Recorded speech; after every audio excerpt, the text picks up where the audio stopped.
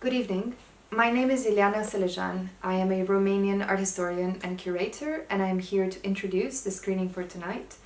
You will be seeing films by several Romanian artists and by the Romanian experimental art group Kinema Icon. Kinema Icon was founded in 1970 in the city of Arad in western Romania.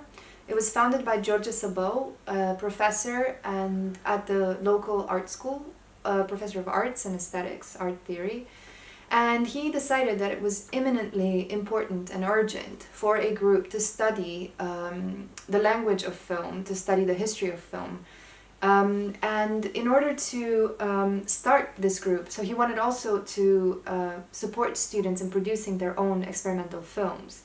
And now in starting this group, he had to appeal to the local authorities. You can imagine in the 1970s, but especially later in the 1980s, it was actually very, very difficult to produce independent film in a country that was incredibly under a very tight ideological regime, very strict ideological regime that limited not only access to technology, but also that was very restrictive in terms of the content of the films that were being produced at the time, and everything ran through the kind of the governmental agencies. So George Sabau had to negotiate with the local authority to basically ensure that he had for the club enough materials, cameras, film stock, and also that he had freedom to pursue his aesthetic interests.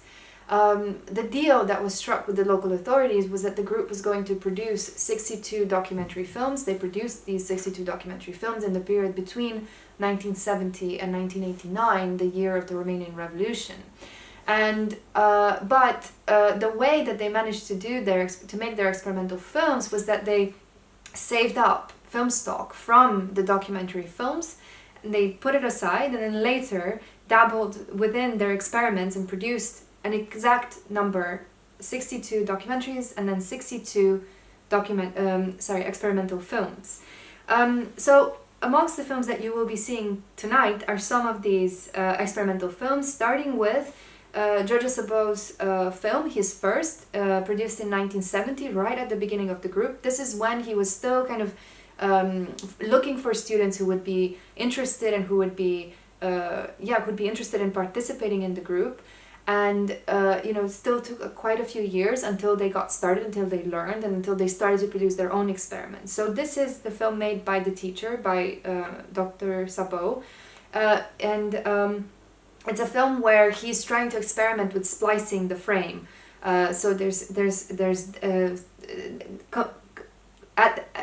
what you see at the same time is different narratives, different plots coinciding, seen from different angles. So it's a kind of a means of experimentive thinking through notions such as expanded cinema, which is something that he was very much aware of and familiar with at the time. A story that is often told, right, about cinema and filmmaking behind the Iron Curtain is that because of the ideological isolation, because of the ideological pressure and the isolation, filmmakers and artists were not necessarily aware of developments in the West. And I think that the production of Kinema Icon shows very clearly that that was absolutely not the case. And in fact, George Sabau and the members of the group were quite familiar with developments in the West. They knew contemporary films, they knew the contemporary literature on film.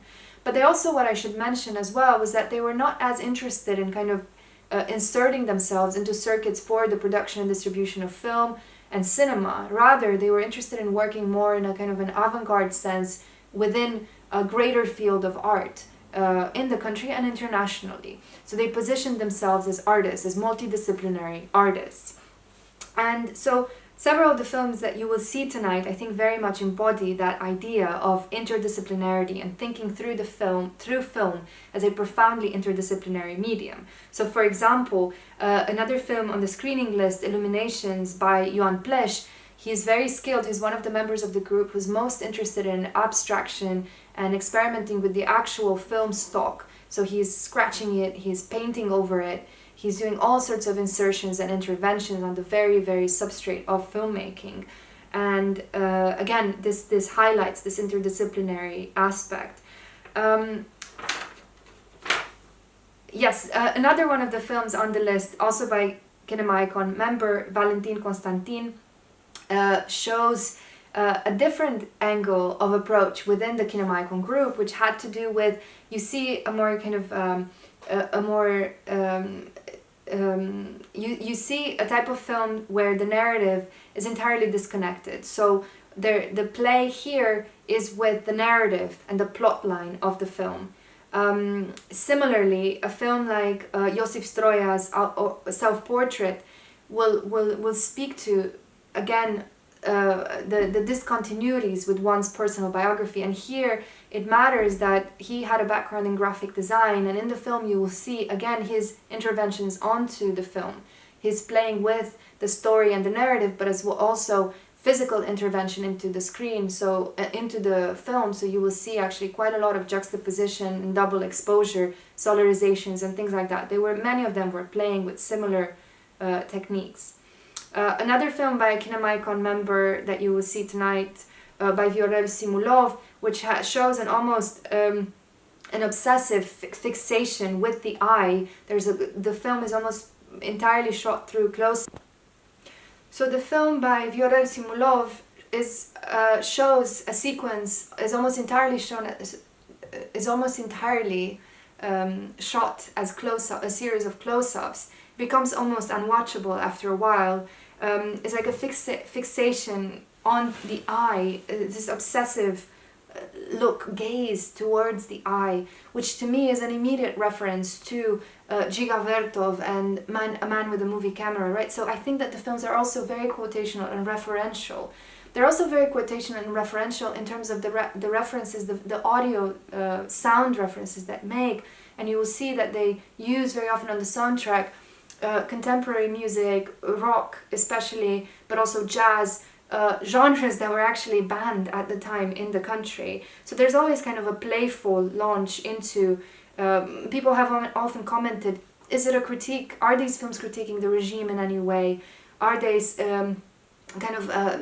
not that, maybe not in a very obvious way, but are they kind of disguised critiques of the regime? And this is a question that remains unanswered to date. And many of the filmmakers and George Sabau will say, we were interested in playing with the medium itself. Our interest was not in making political commentary. So that said, now I turn to another filmmaker, an artist whose work you will be seeing tonight, Ioan Grigorescu, who was based in Bucharest, so the capital city of Romania. Around the same time, he was making films using a 16mm camera, just like Kinema Icon, in his own studio, in his own apartment, filming primarily his body, his face. So this is a very, very different view. This is a completely introspective view, quite provocative. And speaking of provocative, one of the films that you will be seeing, Dialog with Ceauşescu, is actually a very, very direct critique of the regime. The film was produced in '78, however, it was only seen after the revolution, so after 1989. And yes, so at the time it would have been absolutely impossible to show this film. And with that note, I should also say that even Kinema Icon showed the films primarily to a restricted audience of fellow filmmakers and artists.